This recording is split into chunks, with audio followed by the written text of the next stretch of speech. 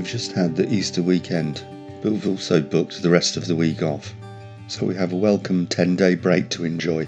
And like most of the world, the UK is still on lockdown. So there's plenty of time to kill. Which means maybe catching up on some reading, or perhaps playing guitar and recording some tracks. And of course, the weather is pretty good at the moment, so we can walk our dogs and spend some time out in the garden, enjoying the fresh air and sunshine, but also doing a little bit of gardening too. It's really noticeable how quiet it is and how clean the air is, and this is the first plane I've seen in quite a while. And over the last couple of days, the ash tree has really burst forth with fresh new greenery and faint little cheeping noises emanating from nests buried deep in the hedges. I came across this nest buried deep in one of our hedges. It's a blackbird nest from a previous year. This nest is unused at the moment, but there are signs that birds are definitely at least perching close by, and I'm pretty sure there's an active nest buried deeper in the hedge. High above, in the bright blue sky, a red kite soars. I'm drawn to the sudden alarm call of our resident male blackbird, who alights in the ash tree and then starts to make this very high-pitched whistle, which apparently is an alarm call telling the chicks to keep quiet. In the last film from the garden, we had a pair of carrion crow nest building, but now, as you can see, the eggs have been laid and are being incubated. House sparrows perch on the guttering of the house next door, just above the hole in the wall where it looked like starlings were starting to build a nest. But over the last few days, there's been no sign of any toing and froing. Whether there is a bird inside there sitting tight on eggs, I don't know, but I've seen no activity at all, so I'll have to keep watch and see what happens.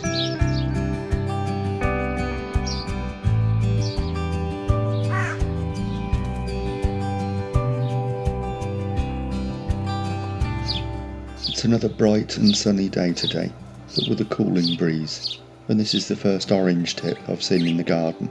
It has no orange tips to the wings because it's a female, and close by is this green vein white.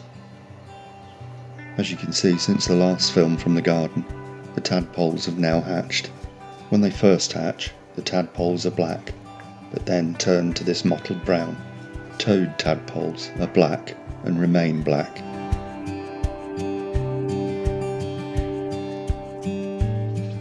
It's later the same day, and looking up into the evening sky, once again the rare sight of a plane way up high. The sun is sinking lower, and the ash tree is bathed in golden evening light, and one of the crows has just left the nest, leaving the other bird incubating, conspicuous by the black tail protruding over the edge of the nest. On the surrounding chimneys and rooftops, wood pigeons can be seen, and catching the last warmth of the evening sun, a collared dove. As I watch this lone starling on the chimney top busily preening, I contemplate heading indoors. The area of the garden nearest the house is now in shadow, and it's quite chilly. House sparrows busily chirp before heading into the hedges to roost.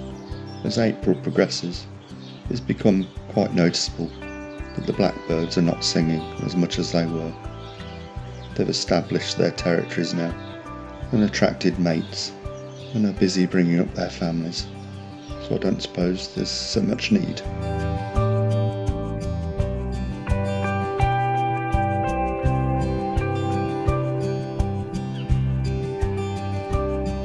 As the week progresses, the weather seems to be getting gradually warmer. It's another glorious spring day, and the light is so beautifully clear. Closer inspection of the crow nest reveals the black tail of a sitting bird, and high above, in the morning sky, a buzzard soars. Sudden movement reveals the secretive dunnock skulking in the hedge, and then emerging from foraging in the hedge, a great tit.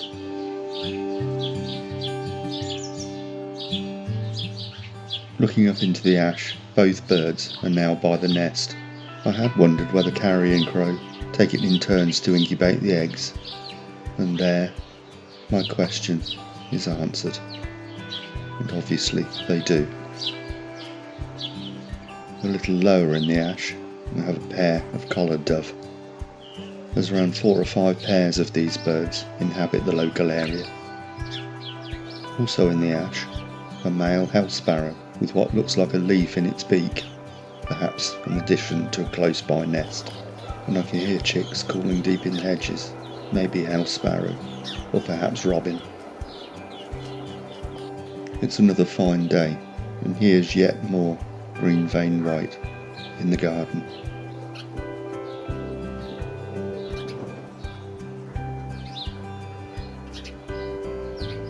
There are many of these flower fly type hoverflies in the air today. They're bee mimics, and they're very difficult to keep in frame, whether it's sudden movement of the camera which makes them dance out of frame so quickly, or whether they're picking up some kind of electrical signal from the workings of the camera. I don't know. And here's the dunnock again, silent at the moment, but when they sing, it's absolutely beautiful. And the male blackbird, once again in the hedge, drops down to forage. And once again, this male house sparrow with a rather large, feathery addition to a nest somewhere. And up in the ash, another member of the tit family forages, this time a blue tit. And here a pair of starling close to the hole in the wall of the house next door, but they're not going in. It's 6 o'clock in the morning, and I've got up to let the dogs out and make a cup of tea. And it's raining, so it looks like it's going to be a day for staying indoors. Then my thoughts turn to the pair of nesting carrion crow. It's a little later now, and I'm a bit concerned because although the rain has eased, it looks like neither of the birds are sitting on the nest.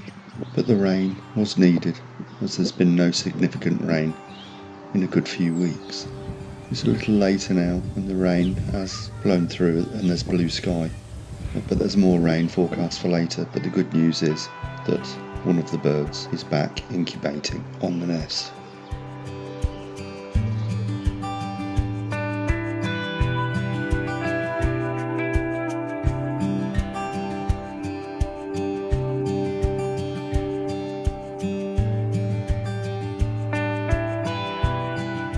It's the last day of our extended Easter break, Monday tomorrow, and it's back to our normal routine. The rain has cleared and it's a beautifully warm day with just a few high wispy clouds.